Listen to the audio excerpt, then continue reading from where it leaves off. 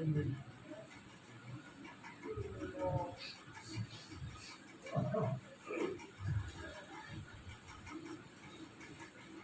تلوار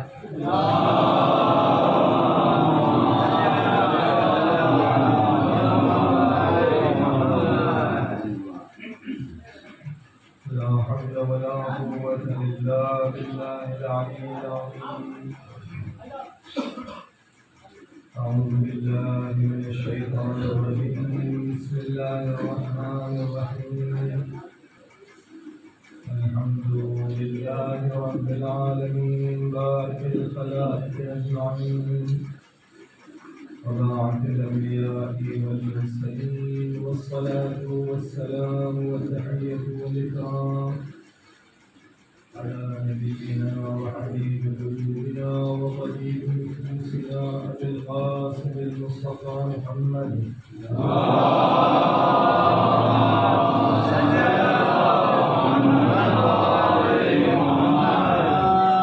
الصلاة والسلام على أهل بيته الطيبين الطاهرين المعصومين المنتجبين لا سيما بقية الله في الأرضين الحجة الثاني عشر المهدي المنتظر روحه وأرواح العالمين الإكرام مقدم الفداء واللعن الدائم على أعدائهم وأعداء الله أجمعين من اليوم إلى لقاء يوم الدين. رب اشرح لي صدري ويسر لي أمري واحلل عقدة من لساني يفقهوا قولي. أما بعد فقد قال الله سبحانه تبارك وتعالى وقوله الحق. بسم الله الرحمن الرحيم. والذين آمنوا واتبعتهم ذريتهم بإيمان ألحقنا بهم ذريتهم وما ألتناهم من عملهم من شيء كل امرئ بما كسب رهين. صلوات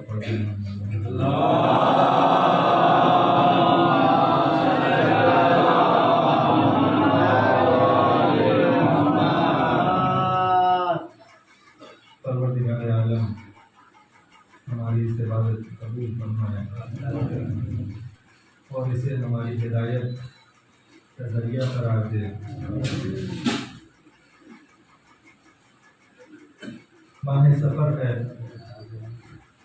اور مومنین 40 کی تیاریوں میں مصروف ہے. کچھ سفر کی آمادگی کر رہے ہیں. خوش نصیب ہے وہ افراد اور ان سے گزارش ہے کہ جو نہیں جا پا رہے ہم جیسے لوگ ہماری طرف سے وہاں آئے تو زیادہ رہیں. رہ جانے والوں کے لیے دعائیں کریں, ان کی طرف سے وہاں سلام پہنچائیں. اس تعلق سے یہ بہترین مناسبت ہے اور بہترین موقع ہے کہ اسے بہانہ بنا کر کچھ معروضات اس مناسبت سے پیش کی جائیں. گفتگو کا آغاز اس سوال سے کرتے ہیں کہ کیا انسان کربلائی بننے کے لیے اس کا کربلا جانا ضروری ہے, یا یہ کہ وہ چیزیں جو کربلا میں ملتی ہیں وہ اسے یہاں بھی مل سکتی ہیں.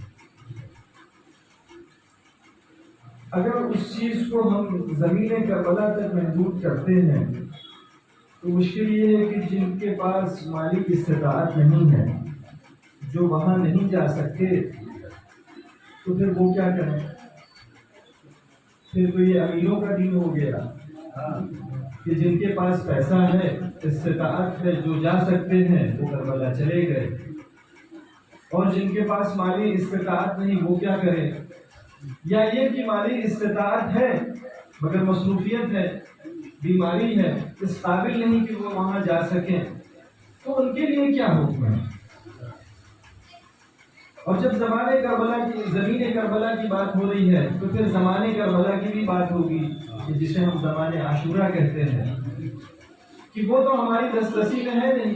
وہ واقعہ 1400 سال پہلے واقعہ وہ رونما ہوا, تو وہ افراد جو خوش نصیب تھے امام کے ساتھ آئے، امام کے اصحاب میں آپ کا شمار ہوا، لیکن ہم جو 1400 سال بعد آ رہے ہیں ہمارے لیے کیا ہے؟ ہم اس سعادت سے محروم کیوں ہیں؟ اب یہاں تک پہنچنے کے لیے میں ایک ترغیب بناؤں کہ سورہ ابراہیم آیت نمبر 5 میں پروردگار عالم ارشاد فرماتا ہے وَلَقَدْ أَرْسَلْنَا مُوسَىٰ بِآيَاتِنَا أَنْ أَخْرِجْ قَوْمَكَ مِنَ الظُّلُمَاتِ إِلَى النُّورِ وَذَكِّرْهُمْ بِأَيَّامِ اللَّهِ کہ ہم نے موسیٰ کو اپنی نشانیوں کے ساتھ بھیجا کہ نخرج قومک من الظلمات الى النور کہ آپ اپنی قوم کو تاریکی سے نکال کر نور کی طرف لائیے، روشنی کی طرف لائیے، وذکرہم بایام اللہ اور انہیں ایام خدا یاد دلائیے۔ ایام خدا، روز خدا، وہ ایام جو خدا سے نسبت رکھتے ہیں۔ تو سوال یہ ہے کہ زمین و آسمان سب کچھ تو خدا کا ہے، پھر یہاں خصوصیت سے کس دن کو یاد دلانے کی بات کی جا رہی ہے؟ پورا 24 گھنٹہ خدا کا ہے، ساری کائنات خدا کی ہے، پھر یہاں کس دن کی بات ہو رہی ہے؟ مفسرین فرماتے ہیں کہ زمین و زمان سب کچھ خدا سے نسبت رکھتے ہیں، ساری چیزیں اس کی مالکیت کے دائرے میں آتے ہیں، لیکن وہ دن کہ جس میں خصوصی طور پر قدرت خدا ظاہر ہو، کہ جس میں جب انسان دیکھے تو اس کی عقل حیران ہو جائے، اس کی عقل خاضع ہو، متواضع ہو اور یہ تسلیم کرے کہ یہاں پہ خدا کی خاص قدرت کار فرما ہے، تو وہ یوم خدا ہے۔ مثال پیش کرو کہ عصا سے ہم نے کب ایسا معجزہ، ایسا کارنامہ دیکھا کہ عصا دریا پہ مارا جائے اور پانی 2 ٹکڑوں میں تقسیم ہو جائے بغیر اس کے کہ اس میں کسی چیز کا سہارا لیا جائے، کوئی بیچ میں دیوار بنائی جائے، بغیر دیوار کے پانی دونوں طرف تھم جائے اور بیچ کا راستہ بن جائے؟ تو یہاں پہ انسان کی عقل تسلیم کرتی ہے کہ یہ ایسا کارنامہ ہے کہ عام انسان کے بس کی بات نہیں، عام دنوں میں ہمیں یہ نظر نہیں آتا، یہاں پہ خصوصی طور پر خدا اپنی قدرت دکھا رہا ہے۔ یا اسی عصا کا دوسرا واقعہ کہ کب ہم نے دیکھا ہے کہ عصا پھینکا جائے اور وہ اژدہا بن جائے اور دوسرے سانپوں کو نگل لے؟ یہ یوم اللہ ہے۔ کب ہم نے دیکھا ہے کہ سورج کسی کے لیے پلٹایا جائے؟ سورج کا پلٹنا یعنی خدا اپنی قدرت دکھا رہا ہے۔ کب ہم نے دیکھا کہ کسی کے لیے چاند کے 2 ٹکڑے ہوئے ہوں، کسی کے اشارے پہ چاند کے 2 ٹکڑے ہوئے ہوں؟ تو یہاں تک یہ سمجھ میں آیا کہ جس دن بھی غیر معمولی کام ہو اور انسان کی عقل حیران ہو، خاصے ہو، متواضع ہو اور یہ قبول کرے کہ یہاں پر جو کارنامہ، جو چیز وجود میں آ رہی ہے وہ عام انسان کے بس کی بات نہیں ہے، یہ عام حالات میں ایسا نہیں ہوتا۔ اگر ایسا کوئی واقعہ رونما ہو رہا ہے تو اس کے پیچھے خدا کا خصوصی انتظام ہے، خدا اپنی قدرت کا مظاہرہ کر رہا ہے۔ تو انصاف سے بتائیے کہ جس دن 72 کی فوج 30,000 پہ فتح حاصل کر لے، کیا وہ یوم اللہ نہیں ہوگا؟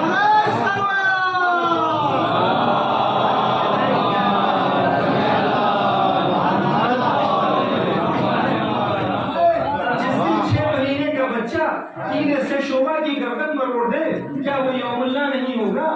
جس دن مقتول خنجر کے نیچے لیٹ کر قاتل کو چیلنج کر دے، کیا وہ یوم اللہ نہیں ہوگا؟ تو یہ عزاداری اور اس چیز کی اہمیت کو بتاتا ہے کہ خدا واقع کربلا یا واقع عاشورہ کے پیچھے اپنی قدرت ظاہر کر رہا ہے۔ اب یہ ایسی چیز ہے کہ اتنا فاصلہ گزر گیا لیکن یہ چیز زندہ ہے۔ میں ہمیشہ یہ بات کہتا ہوں کہ عزاداری کے لیے الگ سے کوئی دلیل لانے کی ضرورت نہیں، 1400 سال کے بعد اس عزاداری کا باقی رہنا خود اپنے آپ میں دلیل ہے۔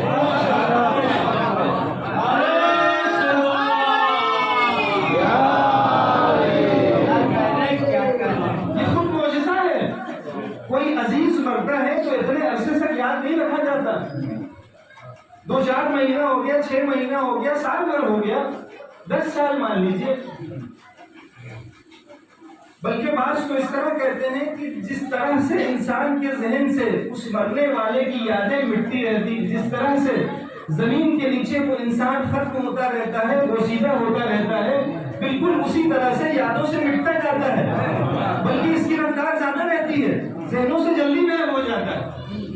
تو یہ قانون فطرت ہے کہ جب بھی کوئی مرتا ہے اسے ایک عرصے بعد بھلا دیا جاتا ہے، 1400 سال کے بعد کسی کا مرنا اگر یاد رکھا جائے اور اس کا سوگ منایا جائے، اس کا مطلب اس کے پیچھے خدا کی قدرت کا فرما ہے، خدا کا ارادہ ہے، خدا چاہ رہا ہے کہ یہ باقی رہے۔ اب وہ لوگ جو عزاداری کے خلاف مورچہ کھولتے ہیں، ان ایام کے شروع ہوتے ہی طرح طرح کے فتوے آ جاتے ہیں، انہیں اس بات سے سبق لینا چاہیے کہ 1400 سال ہو گیا، آپ کو تو تجربہ ہو جانا چاہیے تھا کہ اس چیز کو ختم نہیں کیا جا سکتا۔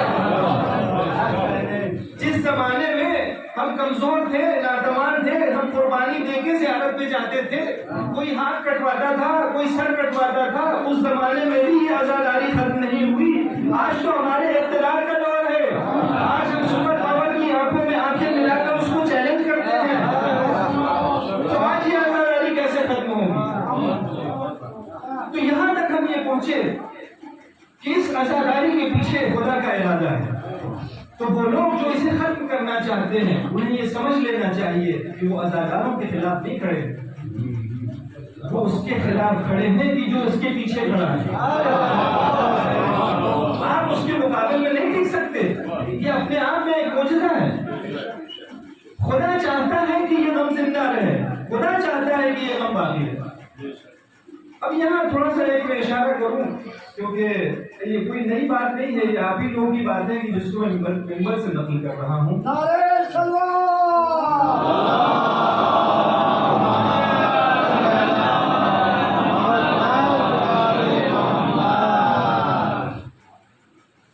وہ یہ کہ اصل یہ ہے کہ اس غم کو زندہ رکھنا ہے، رسموں کو نہیں۔ یہ توجہ کرنے کی ضرورت ہے۔ ان لقتل الحسین حرارۃ فی قلوب المؤمنین لن تبرد ابدا، یہ جو حرارت ہے کبھی ٹھنڈی نہیں پڑنے والی، کبھی ختم نہیں ہونے والی، تو اس حرارت کو باقی رکھنا۔ اگر ہماری رسمیں اس ڈائریکشن میں چلے کہ اس غم کو زندہ رکھیں تو ٹھیک ہے، لیکن اگر اس محور اور مدار سے ہٹنے لگے تو اس کی اہمیت ختم ہو جاتی ہے۔ اور اس کی طرف توجہ کی ضرورت ہے کہ ہم جو بھی غم کے نام پہ کام کر رہے ہیں اس میں سوچ کا پہلو ہے یا نہیں۔ اگر وہ پہلو نہیں ہے تو مطلوبیت ختم ہو جاتی ہے، اس کی اہمیت نہیں رہ جاتی۔ اب سوال یہ ہے کہ جب یہ کام سوچ کے لیے ہم کر رہے ہیں تو ایام عزا کے قریب آتے ہی کیوں اس طرح کی تیاری ہوتی ہے کہ ممبر پہ یا اسٹیج پہ آنے والا لوگوں کو اپنی طرف اٹریکٹ کرنے کی کوشش کرتا ہے؟ کیوں ایسا ہوتا ہے کہ محرم کے ایام قریب آتے ہیں تو کسی کا بال چھوٹا ہو جاتا ہے، کسی کا بڑا ہونے لگتا ہے، کسی کا کسی اور رنگ کا آنے لگتا ہے، دنیا تبدیل کیا جاتا ہے؟ کیوں ایسا؟ یہ اس کا مطلب یہ ہے کہ توجہ اس غم کی طرف نہیں ہے، اس غم سے ہٹ گئے ہیں۔ حقیقی عاشق جو ہوتا ہے وہ لوگوں کو اپنا عاشق نہیں بناتا، وہ لوگوں کو اپنا گرویدہ نہیں بناتا، بلکہ وہ جس کا عاشق ہوتا ہے اس کے دروازے پہ لے کے جاتا ہے۔ تو اگر آپ عاشق حسین ہیں، مبلغ حسین ہیں، اگر آپ تبلیغ کر رہے ہیں حسین کی اور آپ کو ایک موقع مل رہا ہے ممبر پہ آنے کا یا آپ کو مائک مل رہا ہے، تو آپ اس طرح کا کام کیوں کر رہے ہیں کہ لوگ آپ کے گرویدہ ہوں؟ اور اگر آپ کی نیت یہ ہے کہ لوگ آپ کی گرویدہ نہ ہو، ہم یہ اس لیے نہیں کر رہے ہیں، تو پھر آپ اپنا حلیہ کیوں بدل رہے ہیں؟ جب آپ کو لے کے جانا ہے در حسین پہ تو آپ کام ایسا کیجئے کہ لوگوں کی توجہ آپ کی طرف نہ ہو، کیونکہ عاشق اپنا گرویدہ نہیں بناتا۔ زلیخا یوسف کو دل لے بیٹھی، عشق کر بیٹھی، لیکن یوسف نے اپنے آپ تک نہیں روکا، کیونکہ یوسف اپنے آپ کو واسطہ سمجھتے تھے اس معشوق حقیقی اور زلیخا کے بیچ میں۔ زلیخا عاشق ہوئی یوسف کی، لیکن یوسف نے ہاتھ تھام کے خدا کی بارگاہ میں پہنچایا۔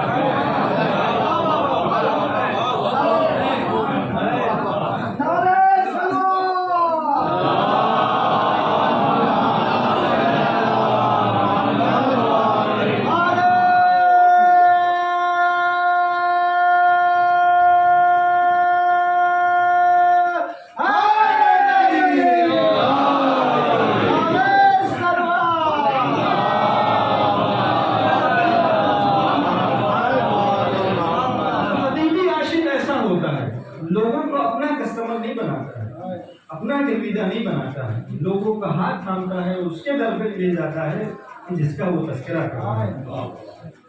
اب اس ذہن میں ایک نئی چیز آ گئی ہے، کیونکہ اس غم کے محور سے جب ہم ہٹے تو ایک نئی چیز چل گئی، اور بزرگان بڑا شکوہ کرتے ہیں، اس لیے میں نے سوچا ان کی ترجمانی کروں اور یہاں سے نقل کروں۔ فضائل نوحہ، یہ عجیب و غریب ترکیب ہے کہ جس میں 180 ڈگری کا فرق ہے، بالکل ایک دوسرے کے مقابل میں، کہ اگر فضائل ہے تو نوحہ نہیں ہوگا، کیونکہ نوحہ کا مطلب ہی شوق ہے، اور اگر نوحہ ہے تو فضائل نہیں ہو سکتا۔ اچھا، پھر انداز بھی ہم اس طرح کا بناتے ہیں کہ اسٹیج پہ صاحب بیاض کھڑے ہیں، ساتھ میں کچھ بازو ہیں، پھر آگے دو افراد ہر لفظ کی حرکت اور ایکٹنگ کرتے ہیں، اس کے بعد کچھ ایسے افراد ہوتے ہیں کہ جن کا کام صرف داد دینا ہوتا ہے، اور وہ نوحہ کرنے والے کافی ماتم کرنے والے کافی فاصلے پہ کھڑے ہوتے ہیں۔ تو یہ آپ غور کریں کہ جو نوحے کا مطلب ہے، جو غم اور سوگ اور عزاداری کا مطلب ہے، جو مفہوم ہے، کیا یہ ماحول اس سے سازگاری رکھتا ہے؟ کیا فضائل پہ سینہ پیٹا جاتا ہے؟ فضائل یعنی خوشی کی بات، یعنی فخر کی بات، سینہ پیٹا مصائب پہ جاتا ہے، فضائل پہ سینہ پیٹا نہیں جاتا، فضائل پہ سینہ ٹھوکا جاتا ہے کہ ہم جس کے ماننے والے ہیں ہم فخر کرتے ہیں، دنیا میں اگر کوئی ایسا ہو تو لا کے دکھاؤ۔ تو یہ توجہ کرنے کی ضرورت ہے کہ وہ اصل چیز خدا کا ارادہ جس سے متعلق ہے، وہ سوگ ہے، وہ عزاداری ہے، وہ غم ہے، اس کو نظر میں رکھنا ضروری ہے۔ اب سوال یہ ہے کہ خدا اسے کیوں باقی رکھنا چاہتا ہے، کیوں اسے زندہ رکھنا چاہتا ہے؟ اب یہاں پر بھی طویل گفتگو ہو سکتی ہے، لیکن آپ کے سامنے ضرورت نہیں کہ اس کو واضح کیا جائے، کیونکہ سب سے بہترین دسترخوان اور سب سے بہترین ذریعہ خدا تک پہنچانے کا یہ عزاداری ہے۔ نعرہ سلوات۔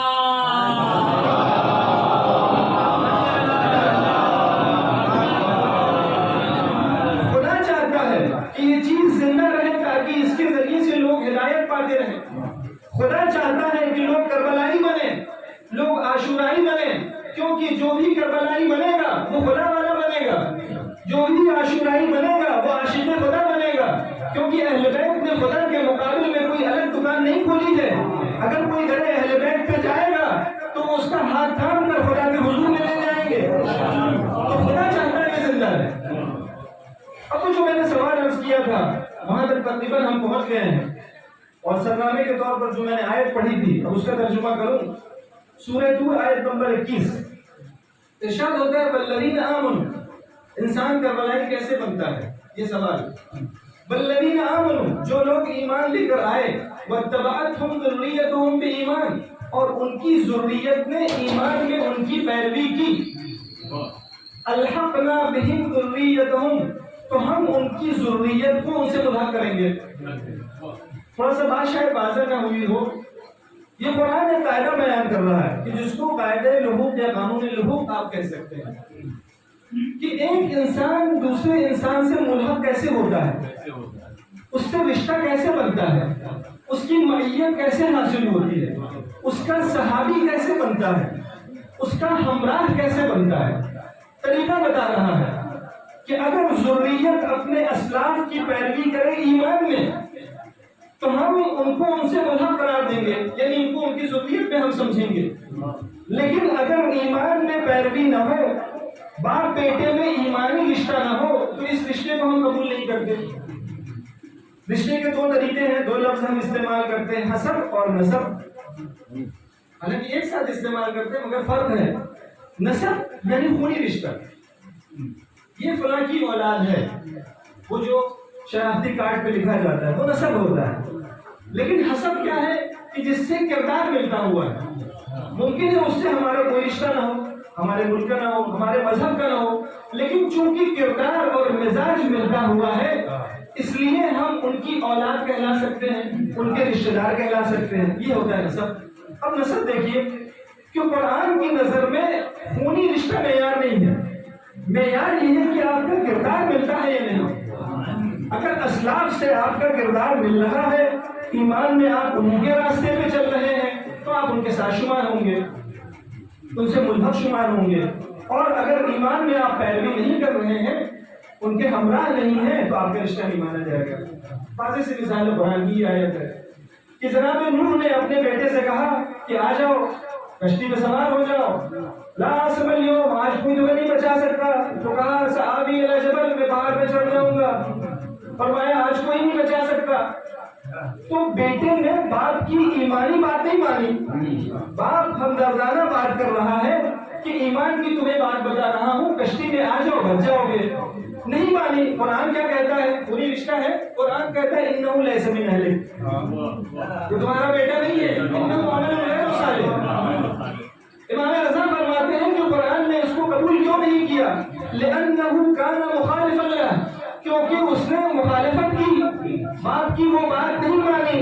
باپ رہنمائی کر رہا تھا حق کی طرف، بیٹے نے نہیں مانی، ایمان میں پیروی نہیں کی تو رشتہ ختم ہو گیا. یہ ایک نمونہ. دوسرا مخالف نمونہ جناب محمد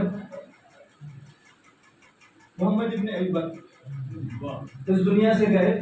امام علی فرماتے ہیں محمد میرے بیٹے ہیں. خونی رشتہ کس سے؟ مگر علی کہہ رہے ہیں میرا بیٹا. کیوں؟ کیونکہ کردار مجھ سے ملتا ہوا ہے، بچے رشتہ وہاں سے ملتا ہے. تو یہ دو نمونے ہوئے کہ خونی رشتہ اس وقت قابل قبول ہے کہ جب ایمانی رشتہ بھی ساتھ میں ہو. اگر ایمانی رشتہ نہ ہو تو خدا اس رشتے کو قبول نہیں کرتا. اصل معیار حسب والا رشتہ ہے کہ آپ کا مزاج کس سے ملتا ہے، آپ کا کردار کس سے ملتا ہے، زندگی کس طریقے کے مطابق گزار رہے ہیں. زندگی میں آپ حسینی ہیں یا یزید کے راستے پہ چل رہے ہیں. آپ کے دعویٰ کرنے سے نہیں ہوتا. ایک رشتہ ہم بنا رہے ہیں، ہم دعویٰ کر رہے ہیں ہم حسینی ہیں، ہم علوی ہیں، ہم جعفری ہیں. لیکن سوال یہ ہے کہ جس سے ہم نسبت جوڑ رہے ہیں کیا وہ اس نسبت کو قبول کرتا ہے؟ کیا وہ تائید کرتا ہے کہ ہاں واقعہ تم حسینی ہو؟ کیا وہ قبول کرتا ہے کہ ہاں واقعہ تم کربلائی ہو؟ ادھر سے اگر تائید ہو تو یہ رشتہ قابل قبول ہے. اب اس کی زبان ہمیں تربیت دی گئی ہے باقاعدہ. زیارتوں میں پڑھتے ہیں یا لیتنا کنا معکم، اے کاش ہم آپ کے ساتھ ہوتے. یعنی وہ سکھایا جا رہا ہے کہ اس نبوت کی کوشش کرو، کردار ویسا بنانے کی کوشش کرو. گرچہ تم 1400 سال کے بعد آئے ہو، گرچہ تم زمین کربلا سے میلوں دور ہو، لیکن وہ کردار ویسا بنا دو تو یہ یا لیتنا کنا معکم کے تقاضے کو تم پورا کر سکتے ہو. سلمان منا اہل البیت، سلمان کا کیا رشتہ ہے خونی رسول اللہ سے؟ کوئی رشتہ نہیں. ایران کے رہنے والے ہیں، کوئی خونی رشتہ نہیں ہے. مذہب بھی الگ ہے، دین بھی الگ ہے، سب کچھ الگ ہے. لیکن جب بعد میں اس ماحول میں آئے اور تربیت پائی، اپنے وجود کو پروان چڑھایا تو کردار میں اتنا قریب لے کر آئے کہ سبق نہیں سلمان منا اہل البیت. تو معیار حسب ہے. اب دھیرے دھیرے میرے خیال میں گفتگو واضح ہو رہی کہ انسان کربلائی کیسے بنتا ہے. نعرہ سلوان.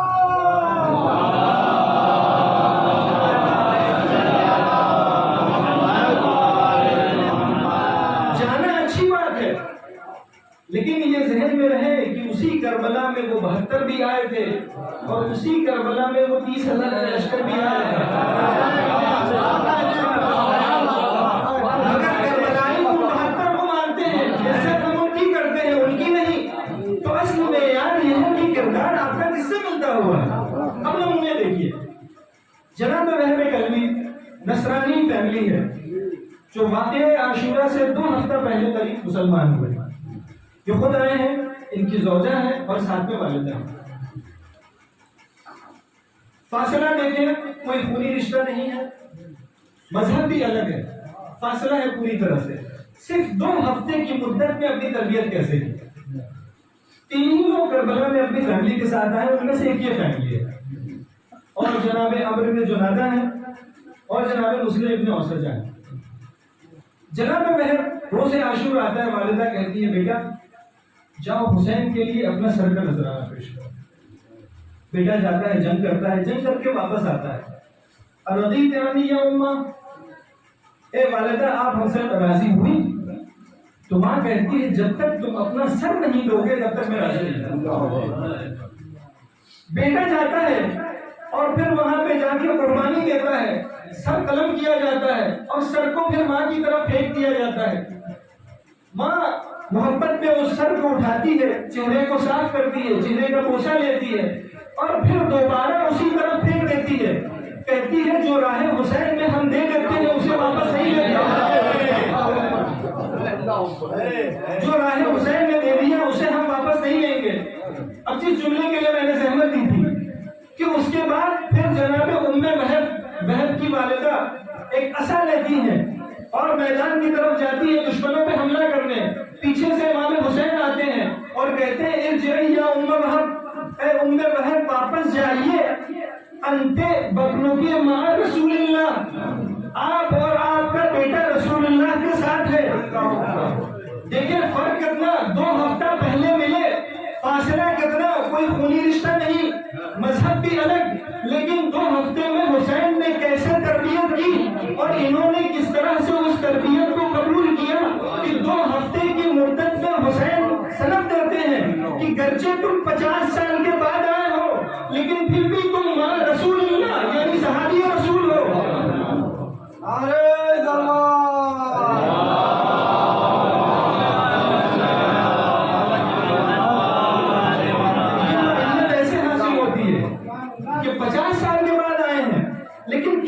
اس بلندی پہ پہنچایا ہے کہ وہ چیپٹر جسے ہم سمجھتے ہیں کہ صحابیت کا رسول خدا کے جانے کے بعد سلسلہ ختم ہو گیا، لیکن حسین بتانا چاہتے ہیں کہ وہ سلسلہ بند نہیں ہوا، تم 1400 سال کے بعد بھی اگر آتے ہو اور کردار ویسا بنا لیتے ہو تو تم بھی صحابی رسول۔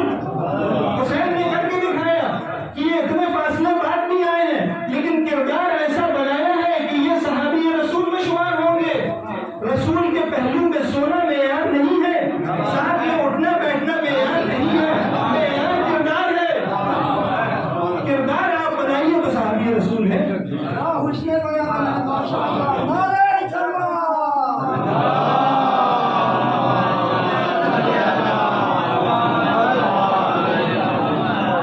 دوسرا نمونہ، امام علی جنگ جمل کے لیے نکل رہے ہیں مدینے سے، وہاں پہ ایک نمائندہ مقرر کر کے جاتے ہیں حبیب ابن مالک یا مالک ابن حبیب، ادھر ادھر کنفیوژن ہو رہا ہے، کہ تم مدینے کی دیکھ ریکھ کرو، یہاں کے انتظامات اور یہاں کے امور تمہارے سپرد۔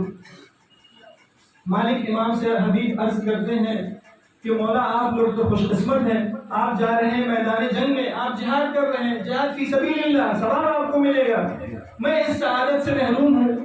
امام فرماتے ہیں کہ تمہاری نیت چونکہ یہ ہے کہ ہمارے ساتھ میدان جنگ میں چلو، تو اگر تم مدینے میں بھی رہ کر کام کر رہے ہو تو تم بھی ہمارے ساتھ شریک ہو۔ اب جنگ میں پہنچے، جنگ ختم ہو گئی، ایک شخص آیا، یہ نہج البلاغہ خطبہ 12، ایک شخص آیا امام کی خدمت میں اور کہتا ہے کہ مولا آپ کی جیت دیکھ کر بڑی خوشی ہو رہی، جی چاہتا ہے کاش میرا بھائی بھی ہوتا، آپ کے ساتھ میرا بھائی ہوتا اور اس جیت کو دیکھتا اور محسوس کرتا۔ تو امام فرماتے ہیں احوا اخی کا معنی، کیا تمہارے بھائی کی خواہش ہے کہ وہ ہمارے ساتھ ہوتا؟ کہا جی مولا، اس کی خواہش ہے، اس کی نیت ہے کہ وہ آپ کے ساتھ جنگ کرتا، مجبوری تھی نہیں آ سکا۔ تو امام فرماتے ہیں اگر واقعا ایسی نیت تھی لقد شہدنا، تو وہ ہمارے ساتھ شریک ہے جنگ میں۔ اور پھر اگلا جملہ کہ نہ صرف وہ شریک ہے بلکہ لقد شہدنا فی عسکرنا ھذا اقوام فی اصلاب الرجال وارحام النساء، بلکہ اس جنگ میں، اس فوج میں ہر وہ انسان شریک ہے جو ہمارے جیسا کردار رکھتا ہے، ہماری نیت رکھتا ہے، چاہے وہ مردوں کی صحبت میں ہو یا عورتوں کے رحم میں ہو، بعد میں بھی اگر آتا ہے اور کردار ہمارے جیسا ہو تو وہ جنگ جمل میں شریک ہے۔ تو معیت کا مطلب ساتھ میں ہونا نہیں ہے جسمانی طور پر، معیت کا مطلب مزاج سے مزاج ملنا، کردار سے کردار ملنا، یہ چیز ہے جو انسان کو کربلائی بناتی ہے۔ تیسرا نمونہ عرض کروں، جناب اویس قرنی۔ اویس قرنی حالانکہ اسی نسل میں ہیں کہ جس میں اصحاب رسول ہیں، جنہوں نے رسول خدا کا زمانہ در کیا ہے اور آپ کی زیارت کی ہے، انہیں ہم صحابی کہتے ہیں، لیکن یہ اسی طبقے میں، اسی نسل میں ہیں، مگر ان کو صحابی شمار نہیں کیا جاتا ہے کیونکہ رسول خدا کو کبھی نہیں دیکھا، تابعی کہا جاتا ہے۔ انسان ساتھ میں رہنے سے صحابی نہیں بنتا، کردار اور فرما برداری سے بنتا ہے۔ ان کی ایک ہی ماں تھی، کوئی اور خدمت کرنے والا نہیں تھا، ماں کو ضرورت تھی کہ کوئی خدمت کرے، انہیں یہ پتا تھا کہ میرے رسول خدا کو پسند یہ ہے کہ ماں کی خدمت کی جائے، کیونکہ کوئی خدمت کرنے والا نہیں، تو وہ رسول خدا کی زیارت پر اس چیز کو ترجیح دیتے تھے، کیونکہ رسول کا حکم ہے، رسول کا ارادہ یہ ہے کہ میں یہاں رہوں مدینے میں جاؤں، تو نہیں جاتے تھے، لیکن وقت بنانے کی کوشش کرتے تھے کہ میں ایک بار دیکھ کے آ جاؤں اپنے محبوب کو۔ ماں اجازت نہیں دیتی تھی کیونکہ ضرورت تھی، ایک بار ماں راضی ہوئی کہ جانا لیکن فوراً واپس آنا کیونکہ مجھے تمہاری ضرورت ہے۔ اب وہ مدینے آئے تو رسول خدا سفر پہ تھے، حسرت بھری نظروں سے محبوب کا گھر دیکھا اور لوگوں سے کہا کہ رسول خدا جب تشریف لائیں تو میرا سلام کہنا اور عرض کرنا کہ ویسے کرنی آئے۔ اب رسول سفر سے واپس آئے، رسول خدا سفر سے مدینے واپس آئے تو بجائے یہ کہ انہیں خبر دی جائے، پہلے پوچھتے ہیں کہ کون آیا تھا یہاں، کون آیا تھا، مجھے خدا کی خوشبو یہاں سے آتی۔ تو کہا گیا ایک شخص آیا تھا یمن کی طرف سے، اس نے اپنا نام ویسے کرنی بتایا اور کہا کہ رسول خدا آئے تو میرا سلام کہہ دینا۔ اب اس کے بعد دیکھیے کہ انہوں نے رسول خدا کو نہیں دیکھا، یعنی فزیکلی معیت حاصل نہیں ہوئی، پاس میں نہیں اٹھے بیٹھے، لیکن کردار کیسا تھا کہ رسول خدا ہمیشہ یاد کرتے تھے، اتنا کہ سلمان فارسی نے پوچھ لیا کہ یہ کون شخص ہے جس کو آپ یاد کر کے بار بار کہتے ہیں کہ مجھے یمن کی سمت سے خدا کی خوشبو آتی ہے، جنت کی خوشبو آتی ہے، کون ہے؟ تو جناب سلمان سے فرمایا کہ یہ وہ شخص ہے جس کا نام اویس قرنی ہے، اور قیامت کے دن قبیلے ربیعہ اور مدر کے ایک بڑی تعداد کی یہ شخص شفاعت کرے، اور جب بھی کوئی اس سمت میں جاتا تو اس سے کہتے میرا سلام اویس کو پہنچا، اور کہا کرتے تھے وا شوقا الیک یا اویس قرنی، اے میرے اویس قرنی کتنا تم سے ملنے کا جی چاہتا ہے۔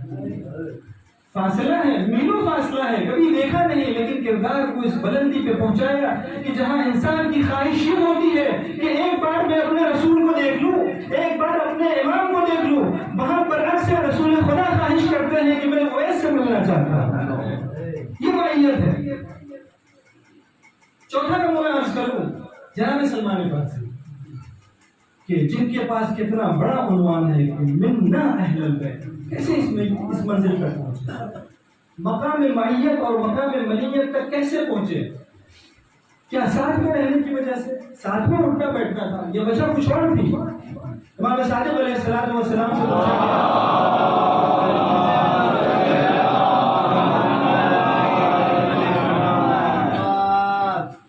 کیا آپ جناب سلمان فارسی کا بہت تذکرہ کرتے ہیں؟ ما اسمع منک سیدی ذکر سلمان الفارسی، بہت تذکرہ کرتے، کیوں؟ تو پہلے تو امام نے ٹوکا سلمان فارسی مت کرو، سلمان محمدی کو، سلمان محمدی کو۔ اور تمہیں پتا ہے میں کیوں تذکرہ کرتا ہوں؟ سلمان میں 3 خصوصیت تھی، ایثارہ ہوا امیر المومنین علی ہوا نفسہ، کہ انہوں نے اپنی خواہش کو علی کی خواہش پر قربان کیا تھا، یعنی عمل تو چھوڑیے، عمل کی ہم آہنگی تو چھوڑیے، جو انسان کے باطن میں گزرتی ہے اس کو بھی علی کی سوچ سے ہم آہنگ کیا تھا کہ میرے ذہن میں خیالات بھی وہی آئے جو علی کے ذہن میں آئے، میری زندگی ویسے گزرے جو علی کی مرضی ہو۔ یہ وہ چیز تھی کہ جس کی وجہ سے سلمان اوپر آتے ہیں، جن کی وجہ سے عنوان ملتا ہے منا اہل البیت۔ اب یہی جناب سلمان فارسی کئی طرح سے ملتا ہے، ایک انداز یہ ہے کہ وہ ایک جہاد میں جا رہے تھے امام علی کے پیچھے پیچھے، تو لوگوں نے دیکھا کہ 2 لوگ جا رہے ہیں، جناب سلمان فارسی اور امام علی، لیکن قدموں کی نشانہ سے پھر کیا رہے ہیں؟ تو لوگوں نے پوچھا کہ تم ایسے کیوں چل رہے ہو کہ علی کے قدموں کی جگہ پہ اس نشان پہ تو پیر رکھ رہے ہو؟ تو فرمایا مجھے نہیں معلوم، لیکن اتنا میں جانتا ہوں کہ اگر علی زمین کے اتنے حصے کو چھوڑ کر کسی خاص جگہ پہ پیر رکھ رہے ہیں تو کوئی ضرور بات ہے۔ تو جہاں علی پیر رکھ رہے ہیں وہاں اپنا سلمان پیر رکھ رہے ہیں، یہ چیز وہ ہے کہ جو یہ ٹائٹل دلاتی ہے منا اہل البیت، کہ آپ اپنے کردار کو اتنا قریب کرو کہ بال برابر بھی فرق نہ آئے، اس دنیا میں زندگی اس طرح سے گزارے کہ کردار سے کردار میں ذرہ برابر فرق نہ ہو، ایک جیسا کردار ہو،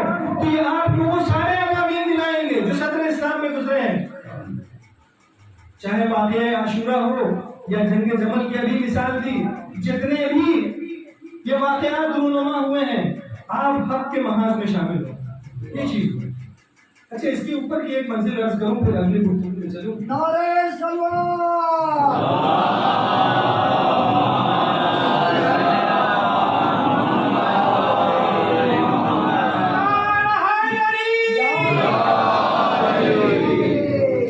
کہ معیت یہ رشتہ یہی ختم نہیں ہوتا۔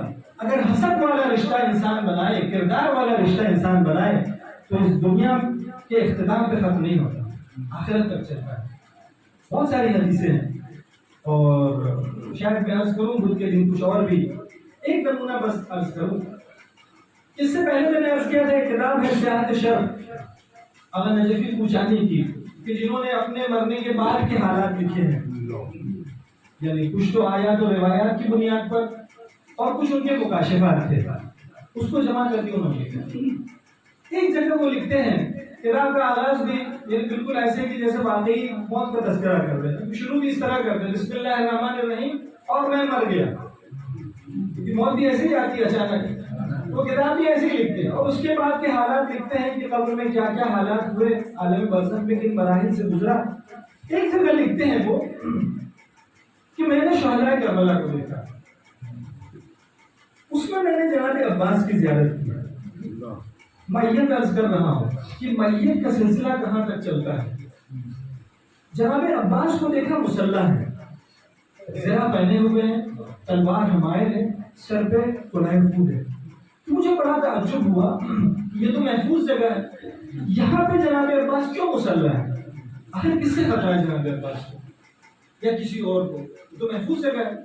دنیا میں یہ ہوتا ہے کہ یہاں پہ خطرات ہے تو آدمی مسلح ہے، وہاں پہ جناب عباس کیوں مسلح ہے؟ تو جناب حبیب سے انہوں نے یہ سوال کیا کہ کیوں ایسا ہے؟ جناب حبیب نے پلٹ کے جواب دیا کہ عباس نام ہے نصرت امام کا، عباس نام ہے معیت امام کا، عباس حسین کو چھوڑ نہیں سکتے۔ عباس مسلح اس لیے ہے کہ وہ انتظار کر رہے ہیں حسین کی رجعت کا، کہ حسین اس دنیا میں واپس آئے تو ساتھ میں عباس بھی واپس آئے اور حسین کی نصرت کرے۔ اور یہ وہ چیز ہے جو ہمیں بھی سکھائی گیا ہے۔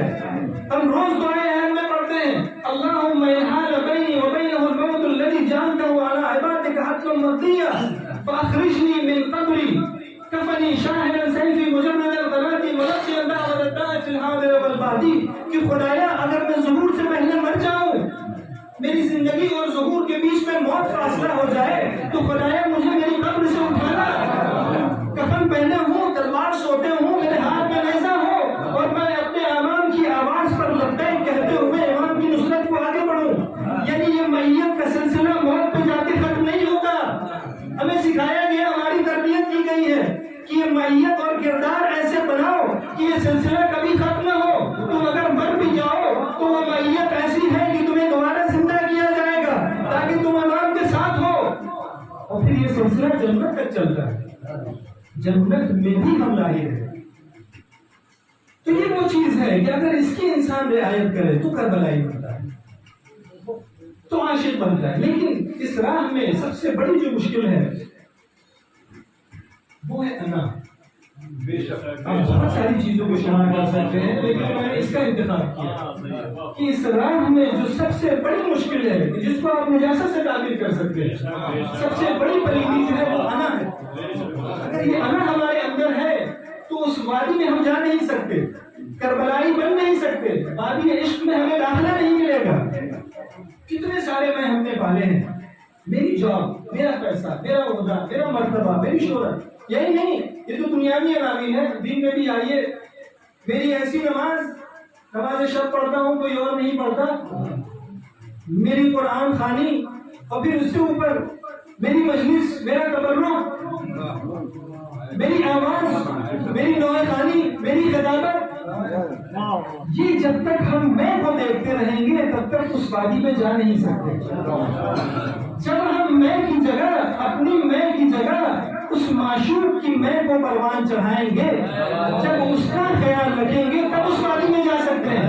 جب ہمارے ذہن میں یہ تصور آئے گا کہ میرا کیا، مولا کی مجلس، مولا کا تبرک، مولا کا فرش رضا،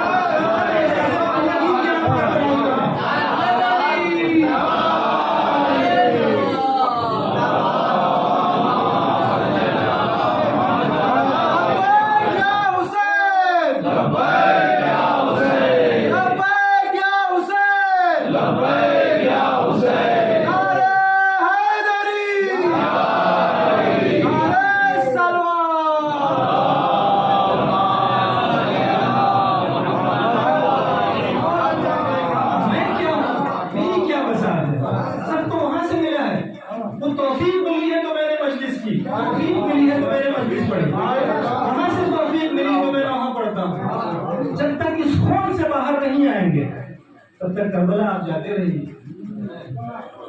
اصل یہ ہے کہ وہ کہیں کہ تم کربلائی ہو.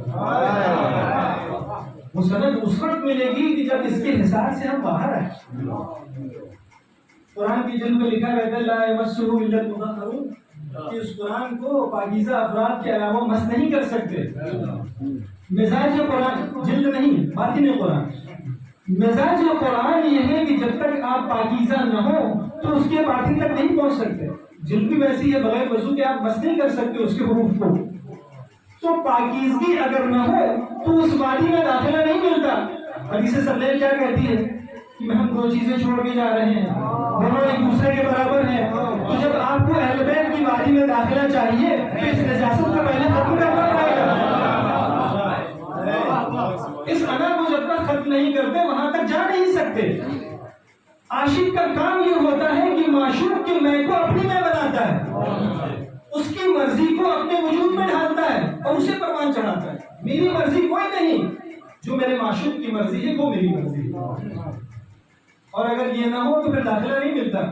اب ایک مثال عرض کروں، اگر ممبر کے آداب کے خلاف نہ ہو کہ ایک عاشق اپنے معشوق یا معشوقہ کے دروازے پہ پہنچا، دق الباب کیا، اندر سے آواز آئی کون؟ کہا میں. اس نے کہا واپس جاؤ. اب صاحب پریشان کہ ہمیشہ تو میں آتا تھا، دروازہ کھلتا تھا، آج کیوں ایسا ہو گیا؟ تو ایک حکیم کا نظر ہوا، دیکھا بڑے پریشان ہیں، پوچھا کیا ہو گیا، کیوں پریشان؟ کہا کہ میں نے دق الباب کیا اور مجھے ریجیکٹ کر دیا گیا، پکار دیا گیا. اب تم نے کہا کیا تھا؟ کچھ نہیں کہا تھا، بس جب دق الباب کیا میں نے اور اندر سے پوچھا گیا کون، میں نے صرف کہا میں. تو کہا تمہارا حق ہے تمہیں پکار دیا جائے. معشوق کے دروازے پہ اپنی میں کو نہیں دیکھا جاتا ہے. معشوق کے دروازے پہ عاشق معشوق کی میں کو نظر میں رکھتا ہے، اس کی مرضی کیا ہے. اور پھر صرف یہ نہیں، معشوق کی ہر پسند کا خیال رکھتا ہے اور جتنی چیزیں ناپسند ہیں ان کا ارتکاب نہیں کر سکتا. معشوق کو پسند کیا ہے ہر چیز کا خیال رکھتا ہے. یقین نہ عرض کروں کہ جناب زلیخا پچھلی ہسٹری پتا ہے کہ کس طرح سے جناب یوسف کو دعوت دی گناہ کے لیے، لیکن بعد میں غلاموں کو آزاد کر رہی ہیں، مال خیرات کر رہی ہیں، مال بانٹ رہی ہیں. پوچھا گیا یہ کیا کر رہی ہیں؟ کیا غلام آزاد کر رہی ہوں، مال خیرات کر رہی ہوں. کیوں ایسا کر رہی ہیں؟ اس لیے کہ میرا معشوق یہی کرتا ہے، غلاموں کو آزاد کرتا ہے، لوگوں کی مدد کرتا ہے. تو عشق کا تقاضا یہ ہے کہ جو معشوق جس چیز کو پسند کرتا ہے اس چیز کو میں بھی انجام دوں. زلیخا نے گناہ کا ماحول فراہم کیا، خدا کے خلاف آئی، خدا کی نافرمانی کی، عصیان کیا. لیکن یہی زلیخا تھوڑے لمحے کے بعد خدا کے حضور میں گڑگڑا رہی ہیں، راز و نیاز کر رہی ہیں. کیوں؟ کیونکہ میرے معشوق کو عشق جس سے ہے مجھ پر بھی فرض ہے کہ میں بھی اس سے عشق کروں. میرے معشوق کا معشوق خدا ہے تو میں اسے نہیں چھوڑ سکتی. جو میرے معشوق کی مرضی وہ میری مرضی، اور جو میرے معشوق کے معشوق کی مرضی وہ بھی میری مرضی ہونی چاہیے. پسند کو انسان نہیں چھوڑ سکتا. اور جب یہ رشتہ مضبوط ہوتا ہے، اب دیکھیں تھوڑا عملی بات ہو کہ اس رشتے کو اگر ہم مضبوط بناتے ہیں تو ہماری عملی زندگی میں کام آتا ہے. زندگی میں مشکلات ہیں، پریشانیاں ہیں، حادثات ہوتے رہتے ہیں، بزنس میں نقصان ہو رہا ہے، کبھی کوئی مر جا رہا ہے، کبھی عزیز چلا جا رہا ہے، بیماری ہے، پریشانی ہے. لیکن اگر اس رشتے کو ہم مضبوط بناتے ہیں تو ان مشکلات کو ہم شکست دے سکتے ہیں، اس کا تحمل آسان بنا سکتے ہیں. لیکن اس رشتے کو مضبوط بنانے کی ضرورت ہے. اب خدا نے مختلف وعدے کیے ہیں، قرآن مجید میں ہے مختلف وعدے. ایک وعدہ یہ دیکھیے من یتق اللہ یجعل لہ مخرجا. خدا نے وعدہ کیا ہے کہ تم پاکیزہ زندگی اختیار کرو، تمہارے لیے راستے ہم بنائیں. لیکن شرط پوری کرنی پڑے گی. یتق اللہ، تقوی اختیار کرو، آگے کی ذمہ داری میری. ممکن ہے تم کو لگے کہ تمہاری زندگی کے راستے بند ہیں. مومن پورا تو آپ گئے ہیں، کیسی باریک باریک گلیاں ہیں، کبھی جاتے جاتے ایسا محسوس ہوتا ہے کہ شاید آگے راستہ بند ہو، جانا چاہیے ہمیں نہیں معلوم. لیکن جو شخص بلندی پہ کھڑا ہے کیا اس کے لیے بھی راستہ بند ہے؟ وہ تو ساری چیزیں دیکھ رہا ہے. ہم چونکہ نیچے ہیں اس لیے ہم اس مادے اور مادیات میں جی رہے ہیں تو ہمیں لگتا ہے کہ آگے بند گلی ہے، لیکن جو اس سے ماورا ہے، جو اس سے اوپر ہے، جو خالق کائنات ہے، وہ تو دیکھ رہا ہے راستہ کہاں سے بنتا ہے۔ تو بند گلیاں تمہارے لیے، میرے لیے نہیں ہے، لیکن تم شرط پوری کرو، راستے میں بناؤں گا۔ تم اندھیرے کنویں کی تہ میں بھی اگر ہوگے تو وہاں سے تمہیں نکال کر میں عزیز مصر بنا سکتا ہوں۔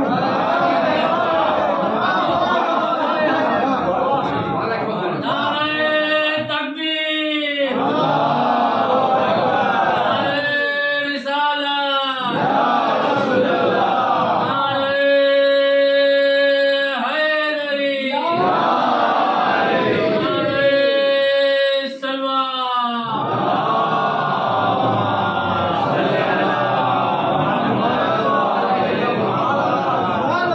شرط پوری کرو کہ مخلصانہ عشق کرو، سچا عشق حاصل کرنے کی کوشش کرو، اپنا رشتہ مضبوط بناؤ۔ آگے کا وعدہ ہمارا ایک اور وعدہ، وَلَا تَحْسَبَنَّ الَّذِينَ قُتِلُوا فِي سَبِيلِ اللَّهِ أَمْوَاتًا، کہ جو راہ خدا میں قربانی دیتے ہیں انہیں مردہ نہ سمجھو، چونکہ انہوں نے ہمارے دین کے لیے کوشش کی ہے، ہمارے راستے میں قربانی دی ہے، تو میرا وعدہ یہ ہے میں مرنے نہیں دوں گا، اسے زندہ رکھوں گا۔ اب اس آیت کو ذہن میں رکھیے گا کہ عشق کی بات چل رہی ہے کہ اس عشق آسمانی تک پہنچنے کی ضرورت ہے۔ ابھی تو عشق کا نام بگاڑ دیا گیا ہے، ہر غلط سلط نام کو عشق سے اور محبت سے جوڑ دیا گیا ہے، ورنہ یہ نہایت پاکیزہ لفظ ہے۔ اس عشق کو انسان حاصل کرے جو عشق آسمانی ہے، تو دیکھیے اس کی طاقت کتنی ہے۔ زلیخا شروع میں عشق زمینی میں مبتلا رہی، شہوت اور خواہش نفسانی کے دام میں گرفتار تھی، جب تک اس دام میں گرفتار تھی بھٹکتی رہی، لیکن جب ان کا عشق آسمانی ہوا، اس معشوق حقیقی سے دل لگا تو جوانی لوٹ آئی۔ یہ عشق کی طاقت ہے کہ جب تک آپ کا عشق زمینی تھا بھٹکتے رہے، لیکن جیسے ہی وہ خدائی بنا تو معشوق حقیقی نے اپنا کمال دکھایا۔ اب بعض اوقات جوان بھی پوچھتے ہیں کہ جہاں ہم کام کر رہے ہیں ماحول اچھا نہیں ہے، طرح طرح کے الگ الگ گلیے میں لڑکیاں رہتی ہیں، کیسے ہم اپنے آپ کو بچائیں؟ اور جناب یوسف کے لیے گناہ کا زمینہ فراہم، 7 تالے لگے ہوئے ہیں۔ میں اپنے جوانوں سے پوچھا چاہتا ہوں کہ جس ماحول میں آپ رہتے ہیں ٹھیک ہے، گندا ماحول ہے لیکن تالے نہیں ہے۔ یوسف پر 7 تالے لگے تھے، مزاج یوسف آپ بنا لیجئے، پیچھے خدا کا وعدہ ہے کہ تم مجھ سے عشق کرو، تقویٰ اختیار کرو، راستے میں بناؤں گا۔ یوسف کو اپنے خدا پہ بھروسہ تھا، 7 تالے لگے تھے، کوئی کھولنے والا نہیں تھا، چابی تھی، لیکن وہاں پہ عشق حقیقی کا کمال دیکھیے کہ یوسف دعویٰ کرتے ہیں معاذ اللہ انہ ربی احسن مثوائے، میں خدا کی پناہ چاہتا ہوں، وہ میرا رب ہے، وہ بہترین پناہگاہ ہے، اس نے وعدہ کیا ہے وہ میرے لیے راستہ بنائے گا۔ اب دیکھا نہیں کہ دروازہ کسی نے کھولا یا نہیں، یوسف نے دیکھا دروازے بند، تالے لگے ہوئے ہیں، لیکن یوسف کو چونکہ خدا پہ بھروسہ تھا اسی سمت میں دوڑ پڑے، ایک دروازے کھلتے چلے گئے۔ اب دیکھیں اب یوسف دوڑ رہے ہیں کہ جو عشق آسمانی کی نمائندگی کر رہے ہیں، پیچھے زلیخا ہے کہ جن کے پاس عشق خاکی ہے، یہ زمینی عشق ہے، 2 عشق کی جنگ ہے، عشق آسمانی کی اور عشق زمینی کی، 2 عشق کی جنگ ہے، دیکھتے ہیں جیتتا کون۔ فاستبق الباب، دونوں دوڑے دروازے کی طرف۔ اب جب دروازے کی طرف دوڑے تو جناب یوسف کا دامن زلیخا کے ہاتھ میں آ گیا، دامن پھٹ گیا۔ کیا چاہتی ہے؟ رسوا کرنا چاہتی ہے، اور ہوا بھی ایسے ہی، جیسے ہی دروازہ کھلا الفیا سیدہ لدى الباب، تو سامنے شوہر کھڑا تھا، الزام لگانے لگی کہ اگر کسی کی ناموس کے ساتھ ایسا ہو تو کیا ہونا چاہیے، کیا عذاب اور جیل کے اور قید خانے کی صحبت کے علاوہ بھی کوئی اور سزا ہوتی ہے؟ رسوا کرنا شروع کیا۔ یہ عشق زمینی ہوتا ہے کہ جو اپنے معشوق کو اگر وصال حاصل نہ ہو تو رسوا کرتا ہے، لیکن عشق حقیقی ہوتا ہے تو وہ اپنے معشوق کی عزت پر حرف نہیں آنے دیتا، کیونکہ اس نے وعدہ کیا ہے، سچا وعدہ کیا ہے، تمہیں گرنے نہیں دوں گا، تمہیں ٹوٹنے نہیں دوں گا، تمہیں بکھرنے نہیں دوں گا، اگر تمہارا عشق سچا ہے تو میں تمہارے پیچھے کھڑا ہوں۔ اب جناب یوسف کا دامن پیچھے سے پھٹ گیا، سامنے شوہر کھڑا ہے، معاملہ حل کیسے ہو؟ کیونکہ اندر تو 2 ہی لوگ تھے، گواہی دے کون؟ اب دیکھیں عشق حقیقی کی طاقت. شہد شاہد من اہلہا، قرآن کی آیت، شہد شاہد من اہلہا، زلیخا ہی کے رشتہ دار میں سے ایک شیرخوار بچے نے گواہی دی. شیرخوار بچے نے گواہی دی کہ اگر دامن پیچھے سے پھٹا ہے تو زلیخا قصوروار، یوسف سچے، اور اگر دامن آگے سے پھٹا ہے تو یوسف قصوروار، زلیخا سچی. تو یہ عشق حقیقی ہے جس نے وعدہ کیا ہے کہ تمہاری عزت پہ اگر حرف آتا ہے تو اس عزت کو بچانا میرا کام ہے. عزت کو اس طرح سے بچایا کہ گواہی وہاں سے دلائی جہاں سے انسان تصور نہیں کر سکتا. شیرخوار بچہ بولا اور یوسف کے حق میں گواہی دی. کیوں گواہی دی؟ کیونکہ یہ معشوق حقیقی کا وعدہ ہے کہ اگر تم میرے راستے پر چلتے رہو تو تمہارے لیے اگر ضرورت پڑی تو میں قانون قدرت بھی توڑ دوں گا. وہ بچہ جو بول نہیں سکتا وہ تمہارے حق میں گواہی دے گا. اب ذرا کربلا آئیے، حسین کو قتل کر دیا، 9 کے نیزہ پہ سر ہے، لوگ کہہ رہے ہیں حسین کا کام تمام ہو گیا، حسین ختم ہو گئے، حسین مٹ گئے، حسین مر گئے. مگر معشوق حقیقی آواز دے رہا ہے یہ میرا سچا عاشق ہے. میں نے وعدہ کیا ہے کہ میں اپنے عاشق کو رسوا نہیں ہونے دوں گا، اپنا قانون قدرت توڑنا پڑا تو توڑ دوں گا. تم نے دیکھا نہیں کہ یوسف کی گواہی کے لیے ایک شیرخوار بچے نے زبان کھولی، اسے ہم نے گواہی دی. کربلا میں بھی ہم نے ایسا ہی کیا. ان ظالموں سے کہو تو صحیح، تم حسین کو مردہ کیوں سمجھ رہے ہو؟ میرا عاشق مرا نہیں ہے. غور سے کان لگا کر سنو تو روکے نیزہ پہ قرآن کی تلاوت کر رہا ہے.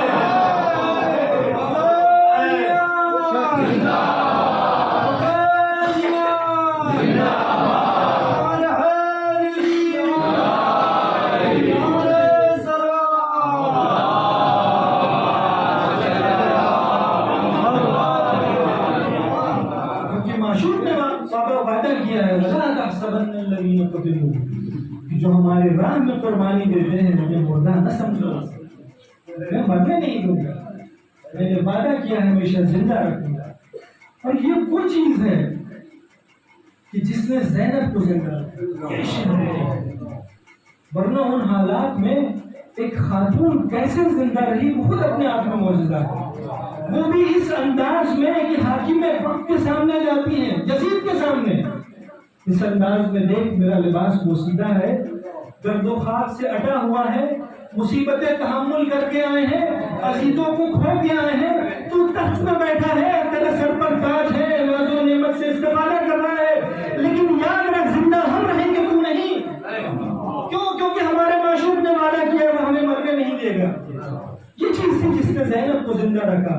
اور یہ کربلا کا وہ خوبصورت پہلو ہے کہ جس میں عاشق و معشوق کے درمیان جو رابطہ ہے اس رابطے کی بات ہو رہی ہے. کتنا خوبصورت رابطہ ہے. اس طرح سے معشوق اپنے عاشق کی دلبری کر رہا ہے، اس سے وعدے کر رہا ہے. اور سورہ یوسف کو تو قرآن کہتا ہے احسن القصص نحن نقص علیک احسن القصص، سب سے بہترین قصہ، کیونکہ اس میں عاشق و معشوق خدا اور بندے کے سچے عشق کا تذکرہ ہے، اس لیے اس کو احسن القصص قرار دیا گیا. تو جب یوسف کے تذکرے کو قرآن کہتا ہے احسن القصص تو مجھے یقین ہے اگر کربلا کے بعد قرآن نازل ہوتا تو احسن القصص کربلا کا قصہ کیونکہ وہاں جو رابطہ عاشق اور معشوق کا ہوا ہے اور جو چیز وہاں سامنے آئی وہ کہیں اور نہیں آئی. یوسف کو دیکھا، جمال یوسف کو دیکھا تو صرف انگلیاں کٹی ہیں، لیکن جب جمال فخر یوسف کو دیکھا ہے تو لوگوں نے اپنے سر دیے ہیں، وہ بھی اس دعوے کے ساتھ کہ ایک بار کیا 1000 بار بھی ضرورت پڑے تو ہمارا سر دیں گے. یہ حقیقی عشق. آج ایک سفر ہے یہ کربلا کا خوبصورت پہلو کہ جسے دیکھنے کے بعد زینب کہتی ہے ماں رہے تو اللہ جمیلہ، مگر اس کا دوسرا رخ دیکھیے کہ کتنا سیاہ ہے، کتنا تاریخ ہے، کتنی بہیمیت ہے، کتنی بربریت ہے، کتنی سفاکیت ہے. کہ عزیزوں کو قتل کر دیا گیا. پہلی سفر ہے شام میں داخلہ ہونے والا ہے. اور کس طرح سے اہتمام ہو رہا ہے, کس طرح سے تیاری ہو رہی ہے. تاریخ کہتی ہے کہ 27 محرم کو شام میں مہندیاں تقسیم کی گئی ہیں کہ لوگ خضاب کریں, ہاتھوں کو رنگین کریں, داڑھیوں کو خضاب کریں, سر کے بالوں کو خضاب کریں. تیاریاں ہو رہی ہیں. بزرگان شام کو یزید نے بلایا اور کہا کہ میں چاہتا ہوں کہ شہر پورا تیار ہو, دکانوں کو اور گھروں کے آگے رنگین قسم کے کپڑے آویزاں کیے جائیں تاکہ خوشی کا احساس ہو. میں چاہتا ہوں کہ لوگ نئے نئے لباس پہنیں اور ایک سفر کو جب وہ قافلہ آئے تو ایک دوسرے کو مبارکباد دیں. اور اگلا جملہ سنیں گے کس طرح تیاری ہوئی. تاریخ کہتی ہے کہ اس سے پہلے لوگوں میں مفت میں شرابیں تقسیم کی. امام سجاد